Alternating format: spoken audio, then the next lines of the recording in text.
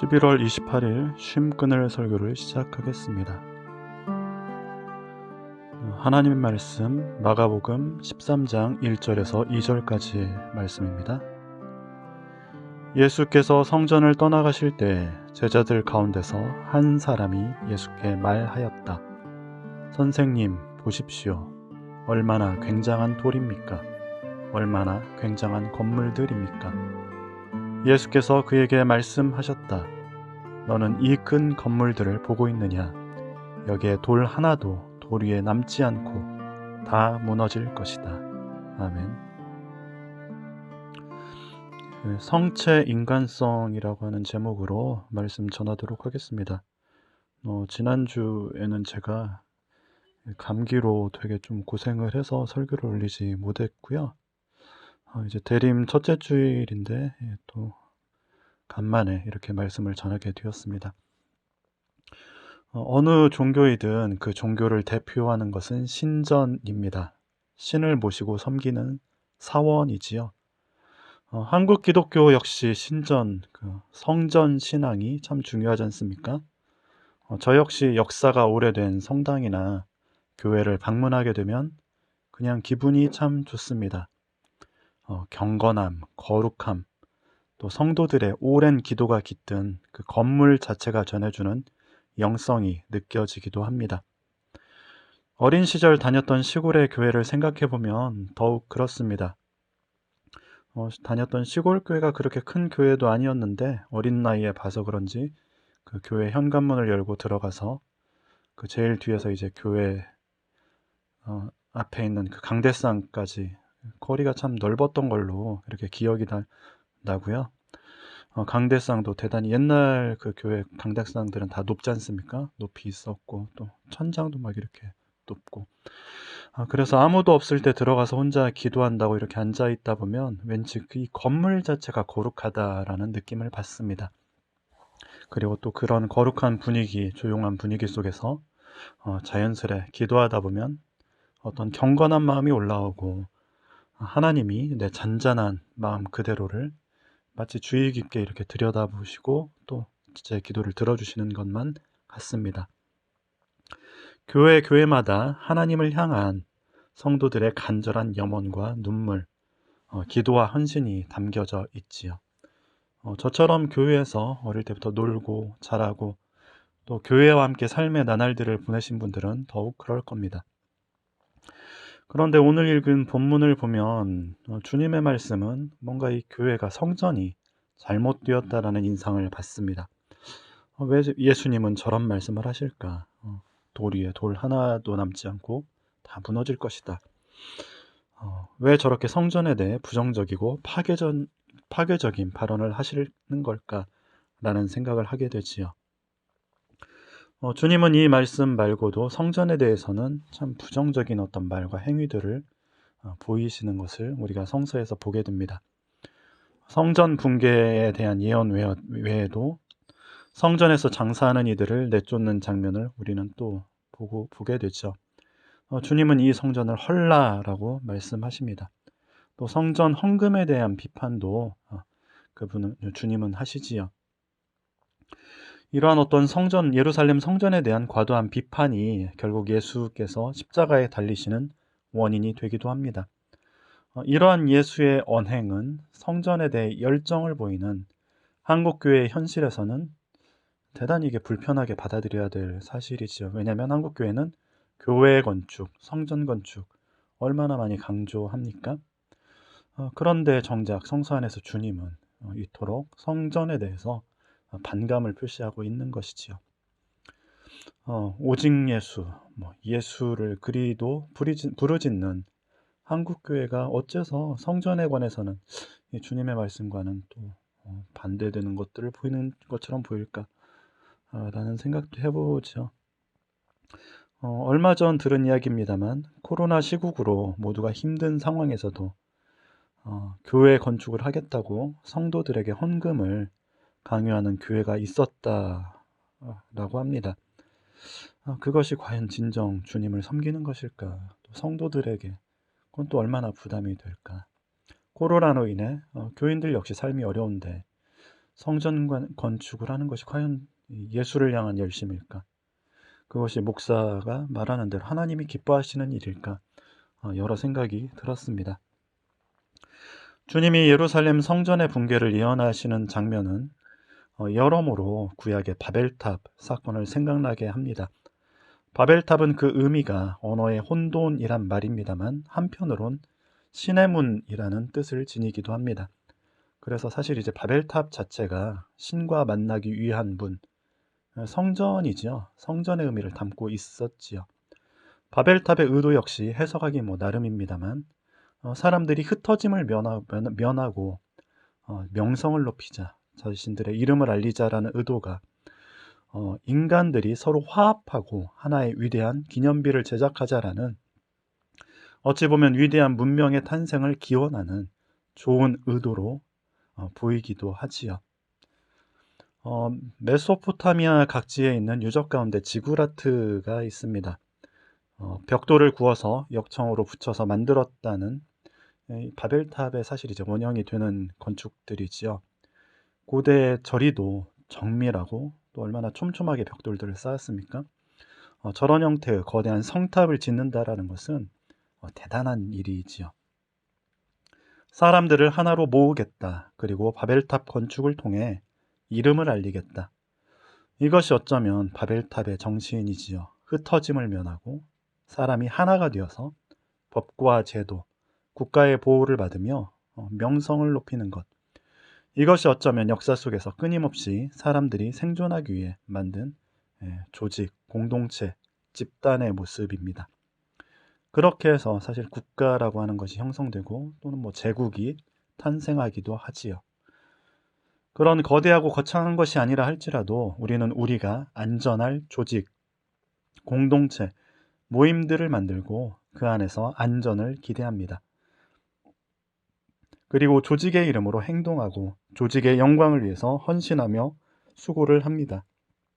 그러니 내가 속한 조직, 내가 속한 교회가 커지고 명성이 높아지고 사람들의 찬사를 받으면 내가 기분이 좋습니다. 찬사 대신 뭔가 공격을 받거나 비난을 받으면 내 자존감도 떨어지지요. 그래서 적극적으로 조직을 수호하고 외부의 비난에 맞서 싸우기도 합니다. 내가 아닌 집단을 위해서 말이죠. 이러한 심리적인 상태를 가리켜서 성체 인간성, 포트리스 멘털리티라고 부릅니다. 집단의 입장과 목표에 맞지 않는 어떤 비판이나 견해를 거부하는 그런 심리적인, 정신적인 상태를 말하는 것이죠.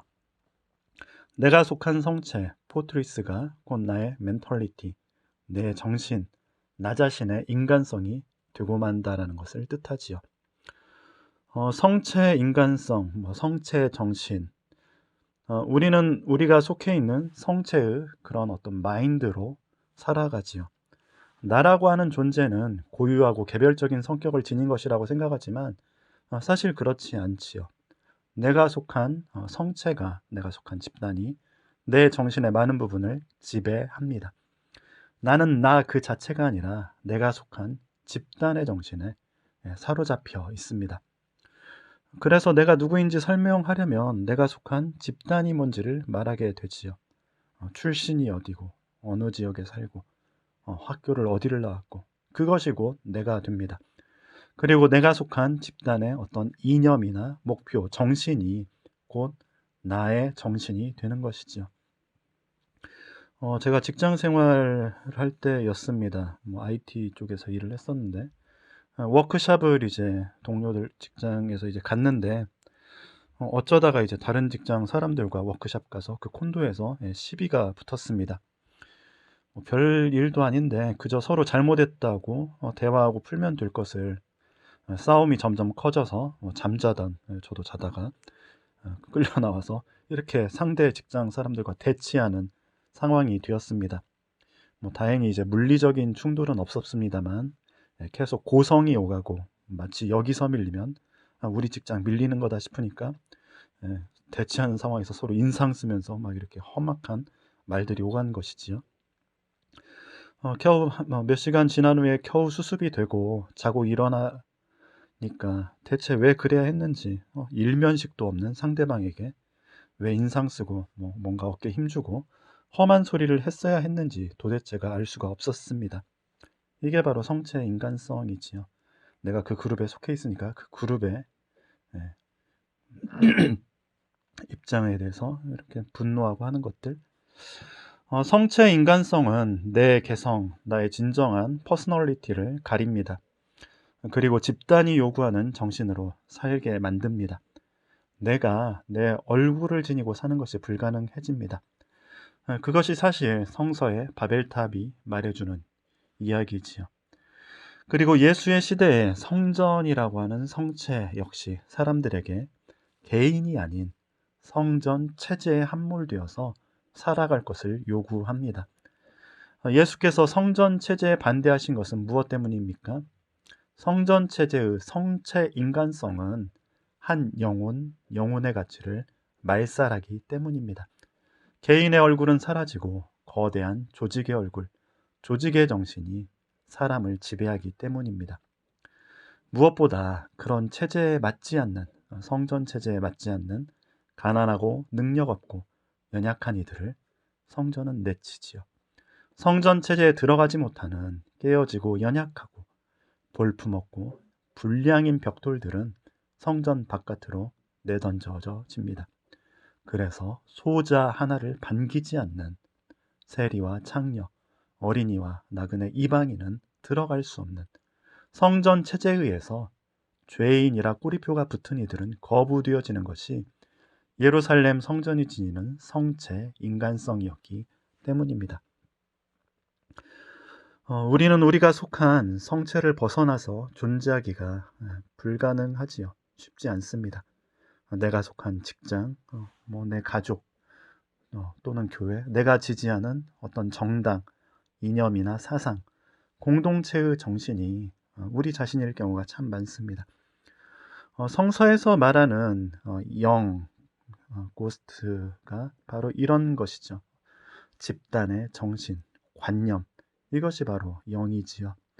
우리 시대 역시 온갖 영들에 의해 지배되고 학습되며 영향을 받는 시대입니다. 우리의 이성은 우리 자신의 고유한 생각과 판단이라기보다 시대의 정신의 지배를 따릅니다. 우리의 감정 역시 내면 깊은 곳에서 올라오는 고유한 나 자신의 정서가 아니라 학습되고 주입된 가짜 감정인 경우가 많습니다. 당신이 속한 성체, 당신이 속한 교회는 진정 여러분 자신을 발견하는 곳입니까? 여러분 자신을 있는 그대로 받아주고 포용하는 곳인지요? 여러분 자신이 받아들여지는 만큼 타자에 대해서도 이해할 수 있는 안목과 포용할 수 있는 여유를 갖게 해줍니까? 그렇지 않고 어떤 교회나 조직의 이름으로 나 자신이 소외되어지고 외면받지는 않는지요? 삶의 힘겨움 속에서 응어리진 내 정서가, 내 감정은 다뤄지지 않고 그저 교회의 영광만을 위해 헌신과 봉사만이 요구되어지지 않습니까? 타자에 대해서 이해하려 하지 않고 무관심과 배제가 혹은 공격적인 언사가 더 많지는 않은지요. 여러분, 예수의 시선은 어디에 있을까요? 구약 성서에서도 성전에 대한 반감과 거부를 표현하는 선지자들이 있죠. 그래서 성전이라 부르지도 말고 너희들이 예배드리는 것이 성전 뜰만 밟을 뿐이다라고 이렇게 선지자의 입을 통해서 하나님이 말씀하시기도 하지 않습니까? 율법의 진정한 정신인 하나님 사랑과 이웃 사랑이 사라진 그저 성전 자체만을 위한 성전이라면 그곳에서 아무리 정성스러운 제사가 드려진다 해도 오히려 성전 마당만 밟을 뿐이라 말하지요. 주님은 굉장한 건물이 아닌 상처 입은 인간이야말로 하나님과의 만남의 장소로 성전으로 삼으셨습니다. 그분은 깨어진 인간 가운데 함께 하셨고 자신 역시 깨어진 인간 가운데 인간으로 오셔서 우리와 하나가 되셨지요. 초라하고 보잘것없는 그러나 고유한 인간 그 자체에 주님이 머무십니다. 사도 바울은 그래서 너희의 몸이야말로 그 보잘것없고 변두리로 밀려난 존재들이야말로 주님의 성전이라 말합니다. 그렇게 사실 굉장한 것은 성전을 이루는 돌들이 아니라 그 돌들로 쌓여진 성전 그 자체가 아니라 바로 우리 자신이 굉장한 것이지요. 몸을 잃은 우리가 살아가는 모든 인간적인 삶의 고단하고 쉬이 부서지는 그 연약한 우리 존재 가운데 우리 존재의 그 이야기 속으로 주님은 오셨고 주님은 함께 하십니다. 그것이 깨어진 인간이야말로 주님이 거하시는 성전입니다. 주님은 그렇게 우리의 인생의 이야기에 웃고 우시며 함께 하십니다. 그리고 우리의 인생의 이야기를 주님 사랑으로 감싸시며 돌봐주십니다. 그것이야말로 진정 주님이 성전을 세우며 새롭게 하시는 일이지요. 대림의 시기 주님의 오심을 기대하는 가운데 무엇보다 주님께서 우리의 연약한 존재 가운데 임하시길 기도합니다. 작고 연약한 이들이 외면당하지 않고 주님의 내주와 돌보심 가운데 삶의 희망을 이어나가길 이 대림의 시기에 기도드립니다. 마침 기도 드리겠습니다. 우리와 함께 하시는 주님은 진정 우리 한 사람 한 사람 가운데 거하길 원하시는 분이십니다. 비록 누추하고 허름한 존재들이지만 주님은 그런 저희를 성전 삼으시는 분이십니다. 오소서 주님, 오늘도 삶의 질고를 지고 살아가는 연약한 당신의 자녀들 가운데 임하소서. 아멘.